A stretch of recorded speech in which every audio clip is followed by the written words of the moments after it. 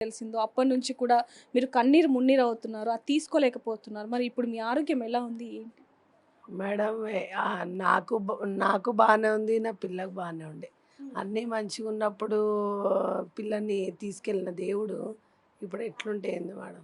హ్మ్. ఆరోగ్యం ముఖ్యం కాదు. మంచిగున్న పిల్లని తీసుకపోయిండ్రు. ఏ పాపం చేయని పిల్లని తీసుకపోవడం అది ఎంత దారుణం. ఇంత మొత్తుకున్నా కూడా ప్రభుత్వం ఏం చేయట్లేదు అసలు. ఎందుకు ఇంత అంటే ఎన్నైనా చేసుకుంటా పోనా పోలీసోళ్ళు కూడా ఏం అనట్లేరు అసలు. కోర్టుకు అప్పజెప్తాం కదా! అయిపోయింది అన్న మాట మాట్లాడుతున్నారు. కానీ అట్లా చిన్న పిల్లాడు కదా! చంపేస్తే చంపేసిండు. కోర్ట్ చూసుకుంటారులే అన్న వేలో అందరూ ఆలోచిస్తారు మీకు. అంటే అంతకు ఎందుకమ్మా అట్లా అనుకుంటున్నారు? ఎందుకంటే శాస్త్ర చనిపోయిన రోజు నుంచి వాళ్ళ ఇన్వెస్టిగేషన్ కావచ్చు, లేకపోతే సీసీ ఫుటేజ్ కావచ్చు, అదంతా కూడా వాళ్ళు ఎంత శ్రమించారనేది కూడా చూసాం. ఎంతో మందిని అంటే తప్పుగా అనుకోకండి. ఎందుకంటే ఈ రోజుల్లో తల్లిదండ్రులు చేసిన తప్పిదాల వల్ల కూడా పిల్లల్ని చంపుతున్నారు కాబట్టి మిమ్మల్ని చేయకూడని ఇంట్రాగేషన్ కూడా చేయడం జరిగింది.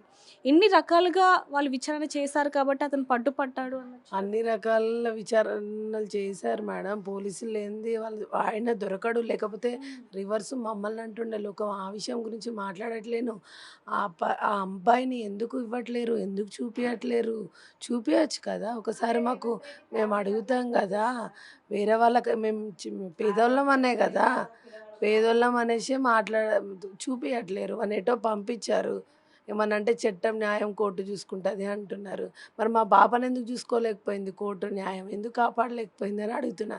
నేను ఆ రోజు డే 1 నుంచి కూడా అరిచి, అరిచి చెప్పి, చెప్పి నాకు కూడా అవును. విసుగొచ్చిపోయింది.